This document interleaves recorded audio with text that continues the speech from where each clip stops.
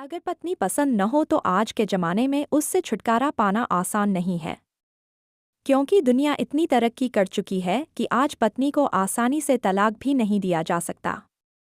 अगर आप सोच रहे हैं कि हत्या करके छुटकारा पाया जा सकता है तो हत्या करना तो आसान है, लेकिन लाश को ठिकाने लगाना आसान नहीं है।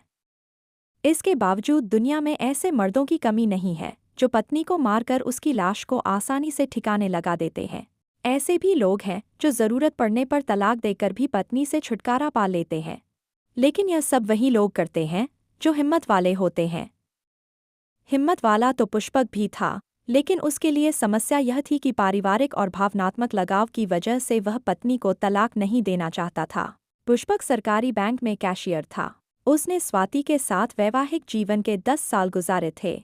अगर मालिनी उसकी धड़कनों में न समा गई होती तो शायद बाकी का जीवन भी वह स्वाति के ही साथ बिता देता। उसे स्वाति से कोई शिकायत भी नहीं थी। उसने उसके साथ दाम्पत्य के जो 10 साल बिताए थे उन्हें भुलाना भी उसके लिए आसान नहीं था। लेकिन इधर स्वाति में कई ऐसी खामियां नजर आने लगी थीं जिनसे पुष्पक बेचैन रहने लगा था।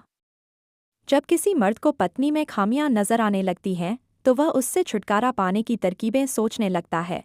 इसके बाद उसे दूसरी औरतों में खूबियां ही खूबियां नजर आने लगती हैं। पुष्पक भी अब इस स्थिति में पहुंच गया था।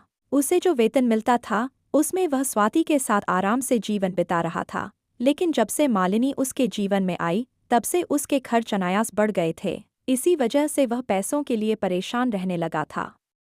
उसे मिलने वाले वेतन से 2 औरतों के खर्च पूरे नहीं हो सकते थे। यही वजह थी कि वह दोनों में से किसी एक से छुटकारा पाना चाहता था। जब उसने मालिनी से छुटकारा पाने के बारे में सोचा तो उसे लगा कि वह उसे जीवन के एक नए आनंद से परिचय कराकर यह सिद्ध कर रही है, जबकि स्वाति में वह बात नहीं है। वह हमेशा ऐसा बर्ताव करती है जैसे वह बहुत बड़े अभाव में जी रही है। लेकिन उसे वह वादा याद आ गया जो उसने उसके बाप से किया था कि वह जीवन की अंतिम सांसों तक उसे जान से भी ज्यादा प्यार करता रहेगा।